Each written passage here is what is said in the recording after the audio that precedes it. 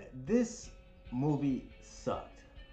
Starts off with Scorpion fighting Sub-Zero after Sub-Zero kills Scorpion's family. You know, the first 7 minutes that you already saw before the movie came out. Fast forward about 200 to 300 years later, and we're introduced to Cole Young, a washed up MMA fighter who's not even in the damn game. Jax meets up with him and says, "Hey, Cole, let me see that birthmark you got there." And ironically, they both have this dragon tattoo, which has nothing to do with the game besides it being Mortal Kombat's icon. Spoiler, guys, Cole Young is a descendant of Scorpion. Out of nowhere, Sub-Zero is told by S.Tsung to leave Outworld and start hunting down everyone who has these dragon tattoos. Everyone who has a dragon tattoo is apparently supposed to be fighting for the Mortal Kombat tournament. Here's another spoiler. There's not a tournament that happens. Sub-Zero catches up with Jax, and he catches up to Cole and his family. Jax tells Cole to leave and go find Miss Sonya Blade somewhere in Gary, Indiana, which was the cheesiest moment ever in the movie. Jax gets his arms frozen by Sub-Zero, which also happened by Ermac in the game, and he's left for dead. Cole finds Sonya Blade, and and then we're introduced to Kano, who is by far, to me, in my opinion, the best character in the whole damn movie. He was the Samuel L. Jackson of this movie. Shortly after being introduced to Kano, we're introduced to Reptile, who is an actual freaking reptile. I'm talking about, this guy looks like Gex from 3DO. He looks like Geico, the Geico lizard on the commercials. I didn't know if he wanted to sell me some insurance or beat my ass. They end up killing Reptile. Kano rips out his heart. And after that, they all three become friends. I mean, I thought Kano was supposed to be a bad guy. They all three become friends, and somehow Kano just knows where Raiden's temple is.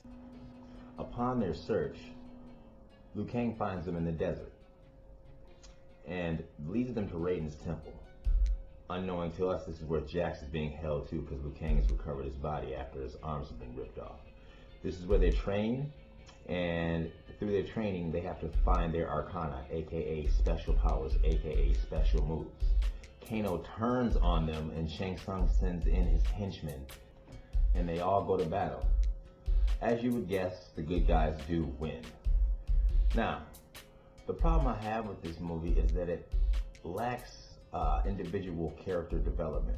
For example, Cole Young is the main character of the story, but he does nothing to enhance the story. Also, a lot of things don't make sense.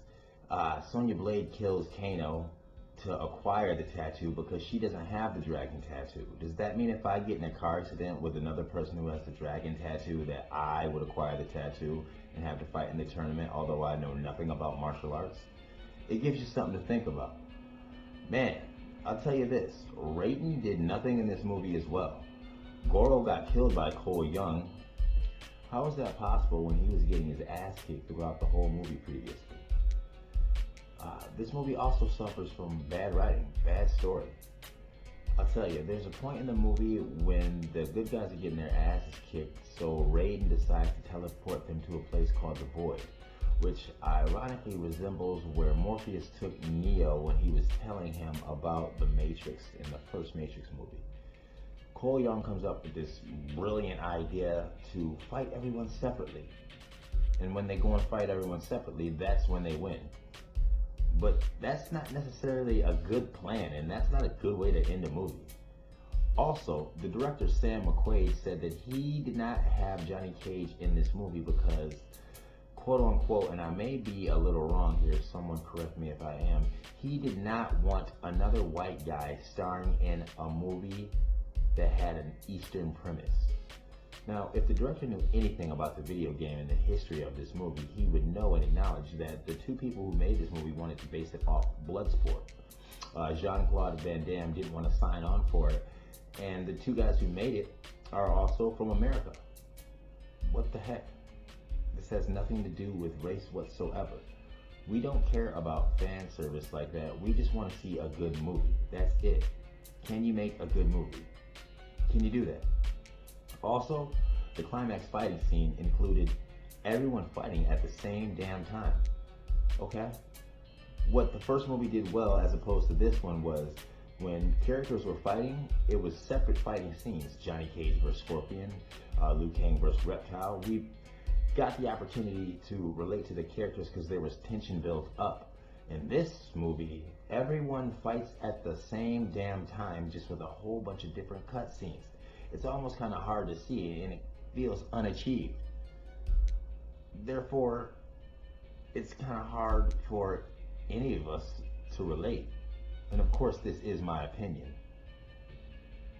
And I don't change my opinion on giving this movie a 1.5 out of 10.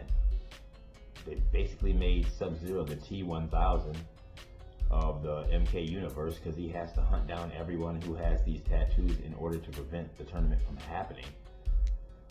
I mean, put in short, everyone that has the tattoo is Little John Connor. I just want to say, you guys probably save your money on this one.